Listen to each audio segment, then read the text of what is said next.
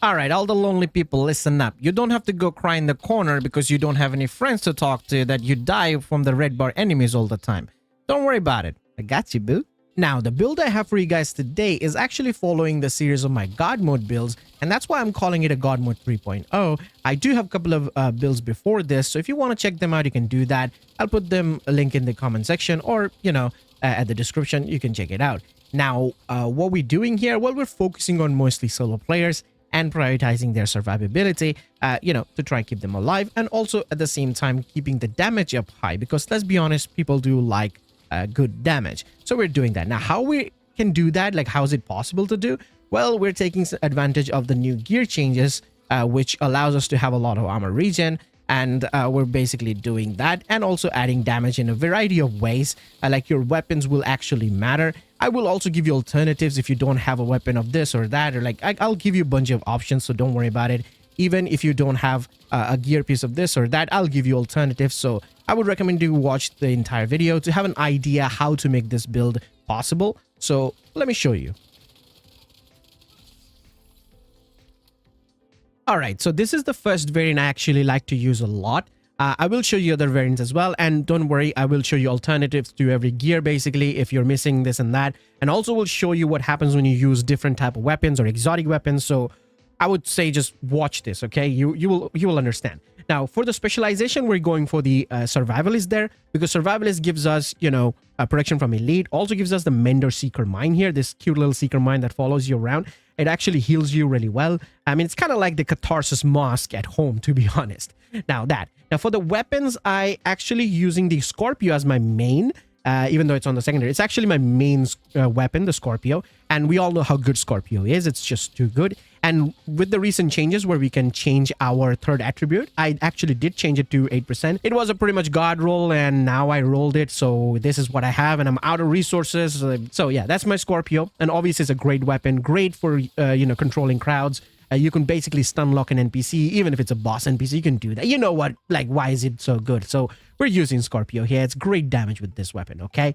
Now, when we're using Scorpio, we also have an SMG as our secondary, which I'm using the cold rotation right now with, the perfect strain talent. We do get up to like 80% crit damage on it. Now, the reason why I'm using this SMG because I like it. Plus, hey, I've been using this SMG in all my older God mode series builds, so I thought like I should include it here as well, just to, follow the series in that way. Now, for the gear, like here's the thing. You want to have yourself 3 pieces of Gila guard, okay? That's the main, actually, I would say base of the build. So you want to use the 3 Gila guard there. The reason why you want 3 Gila guard, because it gives you 5% of total armor, 60% of health, 2% of armor regen. Now, if you feel like 1.5 million armor is a bit low, you can definitely change some weapon cores to armor core, but I feel 1.5 million is good. Or if you want more damage, you can just swap some of the armor cores to weapon damage. You can do that.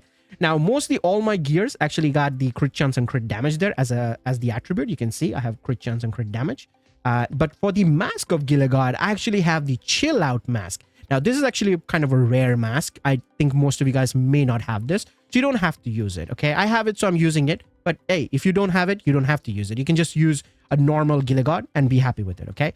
The reason why I'm using chill out, because it gives us 2 mod slots, and I'm putting protection from elite mods on there. You can actually put crit damage mods there and go crit damage, crit damage, crit damage. You could do that. You can totally do that. But I'm going for the protection from elites there just because of the build, okay? Now, we have that. Now, the other 2 pieces, the high-end piece that we have left, I'm using 1 Bellstone piece here. That gives us 1% armor regen. And again, we have crit chance and crit damage here. And the other high-end piece that I have is a Grupo that gives us 15% of crit damage for 1 piece set bonus. And we have the crit chance, crit damage with the protection from elite mod, and the Intimidate talent. Now, Intimidate talent did receive some changes in this patch. It's actually really good, and you can keep up the damage buff from Intimidate very quickly. Like, you can build it up very quickly. The moment you gain bonus armor, it's pretty fast. It's not instant like it was, in the older days, but it is actually very fast. So it feels nice. But hey, if you feel like Intimidate is not a talent for you, or you can't keep up the Intimidate all the time, it's okay. Just use Obliterate. Good old Obliterate. It'll work fine. You can just use that. It's okay. No problem. Yeah, so that's pretty much the setup here. Now, there are a few things you can change around here. For example, if you want to go for a simple setup, you can just go with 3 pieces of Gilligard and 2 pieces of Golan gear And if you want Intimidate on a Golan gear, I recommend to use the Hunter Killer, because that gives you perfect Intimidate. So it's the perfect version of the Intimidate, which is good. Now to get this, you need to clear your hunters, to be honest. So yeah, if you want to do that, do that. Otherwise, just use whatever I showed you. Now, the reason why I'm not using 2-piece Golan, because 2-piece Golan gives you 1.5% armor regen, which is obviously better than what I have right now with the 1-piece Bellstone. But then again, we need to use 2-piece Golan for this, whereas I'm using 1-piece Bellstone to give myself an armor regen, and we still have 1 extra gear left. So I'm slapping in a Grupo there, right? So that's pretty much what I did. But if you count it properly here, you can see I have 3% armor regen without the Memento.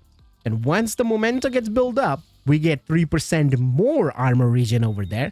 And in total, we're getting 6% armor regen with a lot of protection for elites there. Now, I have 58% protection from elite on this build, but if you have 13% of protection from elite mod, you will go beyond 60% for sure.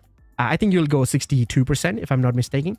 So that's pretty good. Like the armor regen and the protection from elites is actually really, really good. And you can easily go over 100k armor regen on this build without an issue.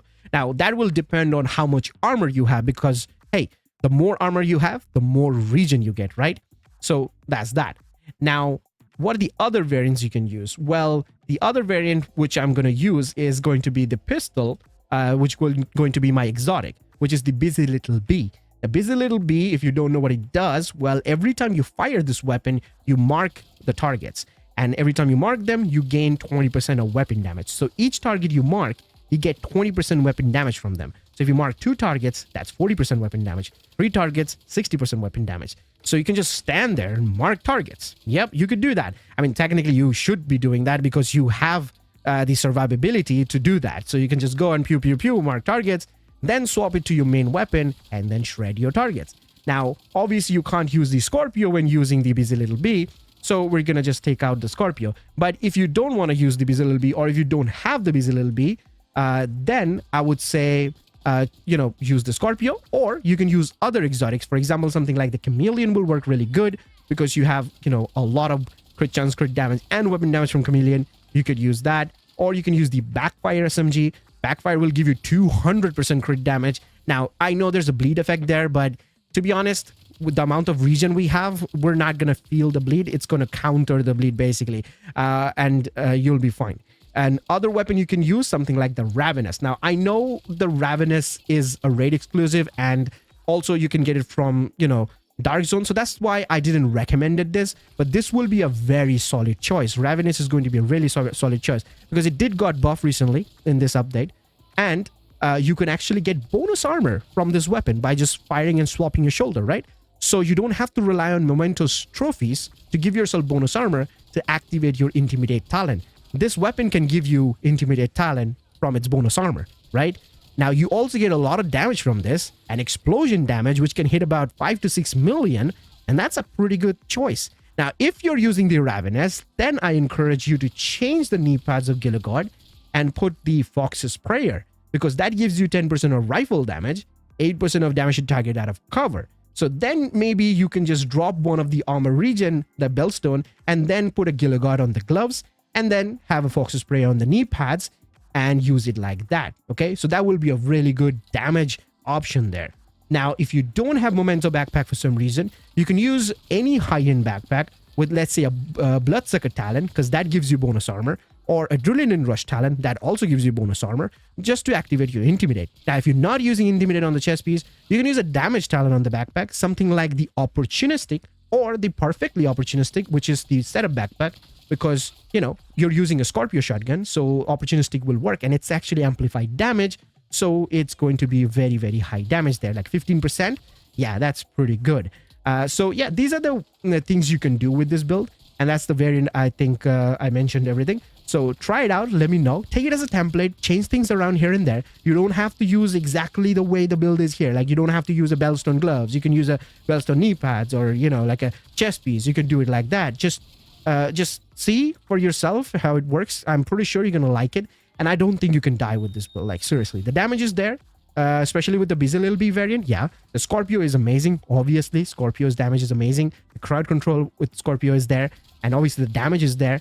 and the survivability from the build is there. So try it out. Let me know your thoughts in the comment section, and I will see you guys in the next one. Till then, peace.